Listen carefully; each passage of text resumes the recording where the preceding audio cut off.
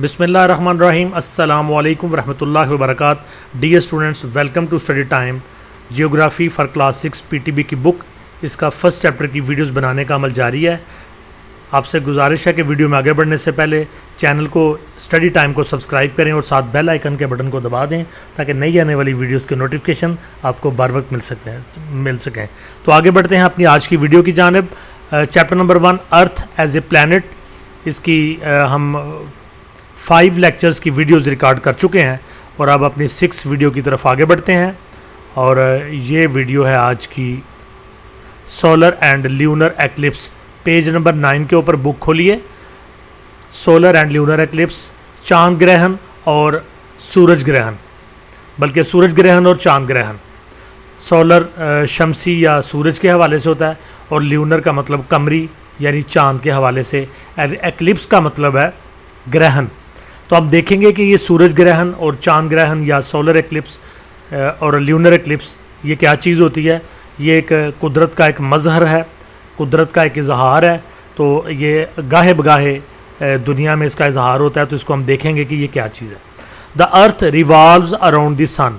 ज़मीन सूरज के गिर्द घूमती है। And the moon revolves around the earth.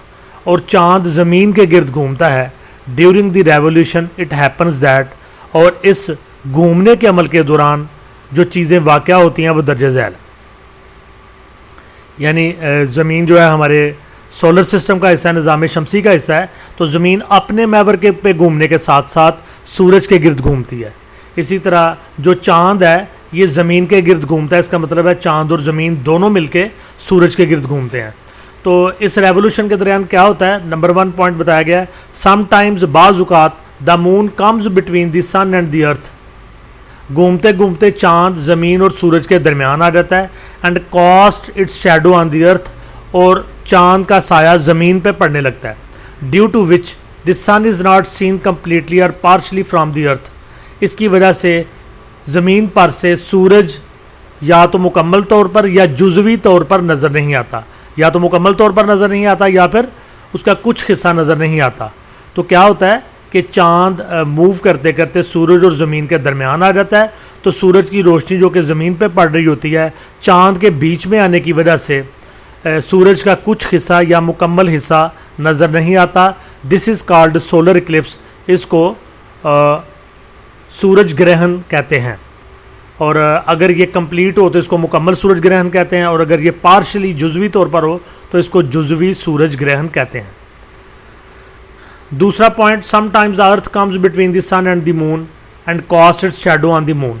और बाज़ का ऐसा होता है कि ज़मीन रिवॉल्व करते करते सूरज और चाँद के दरमियान आ जाती है और ज़मीन का साया चाँद पर पड़ता है। Due to which the moon is not seen completely और पार्शली फ्राम द अर्थ। नतीजा ये होता है कि चूँकि ज़मीन का साया चाँद पे पड़ रहा होता है तो ज़मीन पर से पूरा चाँद या चाँद का कुछ हिस्सा नज़र नहीं आता। This is called lunar eclipse. इसको कमरी ग्रहण या चाँद ग्रहण कहते हैं। Let us take an example. आइए एक मिसाल देखते हैं। इसको समझाने के लिए एग्जाम्पल दी गई है। लाइट ए बल्ब। एक बल्ब रोशन कीजिए। And watch it with one I closed. एक आंख को बंद करके इसको देखिए। बल्ब रोशन कीजिए और एक आंख बंद करके इसको देखिए। Now take a coin in your hand. अपने हाथ में एक सिक्का पकड़िए।